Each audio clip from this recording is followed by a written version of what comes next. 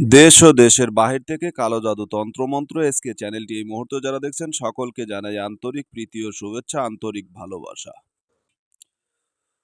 তো ভিডিওর শুরুতে জাতিগতভাবে প্রত্যেকটা মমিন মুসলমান ভাই বোনদেরকে জানাই সালাম, আসসালামু আলাইকুম। হিন্দু দাদা দিদির প্রতি আদাব, অন্যান্য সকল ধর্মের প্রতি আন্তরিক ভালোবাসা জানিয়ে শুরু করলাম আজকের নতুন একটি টপিক নিয়ে। আপনাদের সঙ্গে আমি কথা বলবো, নতুন একটা অধ্যায় আপনাদেরকে শিখাবো। শত্রুকে উচ্ছেদ করার তকবির। শত্রুকে বাড়ি থেকে উচ্ছেদ করা। এমনও কিছু শত্রু আছে প্রিয় ভাই ও বন্ধুগণ, যে শত্রুকে আপনি না ছুঁইতে পারতেছেন, না কিছু বলতে পারতেছেন, না কিছু করতে পারতেছেন। আছে কিনা? সমাজে এমন কিছু শ্রেণীর মানুষ আছে যাদেরকে কিছু বলাও যায় না, সহ্য করাও যায় না, মেনে নেওয়া যায় না। তাদের আচরণ এতটাই খারাপ, এতটাই অসহ্যজনক যে তাদের প্রক্রিয়াগুলো আপনার কাছে কঠিন থেকে কঠিনতম খারাপ লাগলেও মানে সহ্য করে নিতে হচ্ছে। নির্দ্বিধায় নির্বিধায় তারা অপরাধ করে যাচ্ছে, ক্রাইম করে যাচ্ছে, অথচ আপনার মতো একজন সাধারণ মানুষ আপনি সেই প্রতিবাদ করতে পারছেন না। আপনি এই বিষয়গুলোকে প্রতিবাদ জানাতে পারতেছেন না, প্রতিবাদের ভাষা প্রয়োগ করতে পারতেছেন না, কারণ সমাজ ব্যবস্থা খুবই ভয়ানক। সমাজ ব্যবস্থা খারাপ হওয়ার কারণে এই সমস্যাগুলো প্রতিনিয়ত হয়ে যাচ্ছে। এখন সমাজে কিছুগুলো মানুষ আছে যারা উশৃঙ্খল, মানে বেদব টাইপের, মাস্তান টাইপের, আপনার সঙ্গে বারবার খারাপ আচরণ করে যাচ্ছে। আপনার ছেলে সন্তানকে খারাপ কিছু করতেছে, টিপস দিচ্ছে, অথবা ইপটিজিং করছে, অথবা চাঁদাবাজি, ধান্দাবাজি, বিভিন্ন আকারে আপনাকে ভয় ভীতি বা বিভিন্ন আপনার সঙ্গে খারাপ আচরণ করে যাচ্ছে। তো আপনি কি করবেন? আপনি তো কোনো কিছুই করতে পারতেছেন না। তারা আপনার সঙ্গে খারাপ আচরণ করলো বা তারা আপনার সাথে খারাপ কিছু করতেছে, আপনি তাদের প্রতিহত করতে পারতেছেন না। তো আপনি কি করবেন? একটা তো বিষয় আছে বা একটা তো বাঁচার মাধ্যম বের করতে হবে, ঠিক কিনা?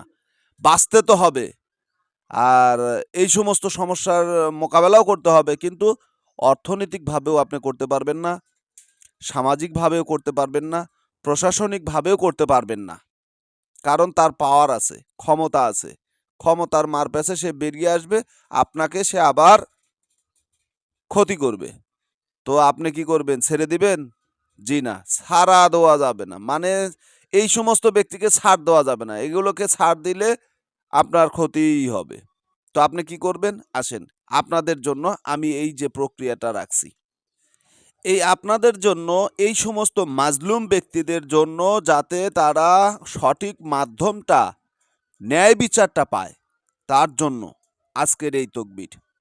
শত্রুকে উচ্ছেদ করা তকবির, ঠিক আছে? শত্রুকে উচ্ছেদ করার তকবির। এখন আসেন, এই তকবিরটা আপনারা কিভাবে প্রয়োগ করবেন, কিভাবে এর কাজ করবেন।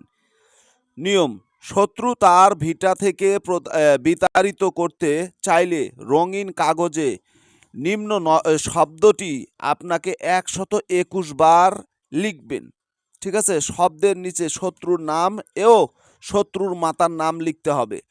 এরপর এটাকে আগুনে পোড়ায় দিতে হবে। আর একটি কাগজে পিতলের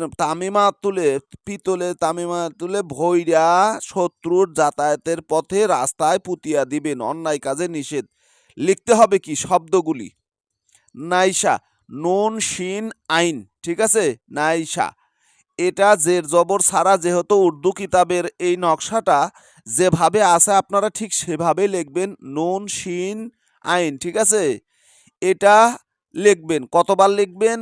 বড় একটা কাগজের পৃষ্ঠা নিবেন, সেখানে ১২১ বার লিখবেন। ১২১ বার লেখার পর আপনি শত্রুর নাম লেখেন, নিজ দিয়ে শত্রুর মায়ের নাম লেখেন, ঠিক আছে? প্রথমে শত্রুর নাম, এরপরে বিনতে শত্রুর মায়ের নাম। শত্রু নিঃশেষ হোক, এই কথা লেখা শত্রু বিতাড়িত হোক। শত্রু আপনার তার ঘর ভিটা থেকে পাগল হয়ে চলে যাক, রাস্তার পাগল হয়ে চলে যাক, লেখেন। লেখা একটা আগুনে জ্বালাই দেন। ২ নাম্বার নকশাটা আপনি একটা বড় তামিমা তুলে ভইরা ওই শত্রু যে পথে চলাফেরা করে সেই পথে পুঁতে দেন, রাস্তায় গেড়ে দেন। শত্রু নিঃশেষ হয়ে যাবে, বাড়ি থেকে বেরিয়ে যাবে, রাস্তার পাগল হয়ে যাবে।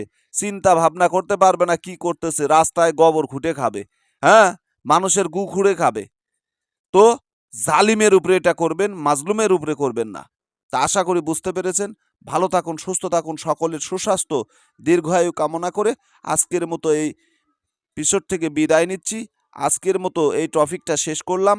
তো আল্লাহ হাফেজ।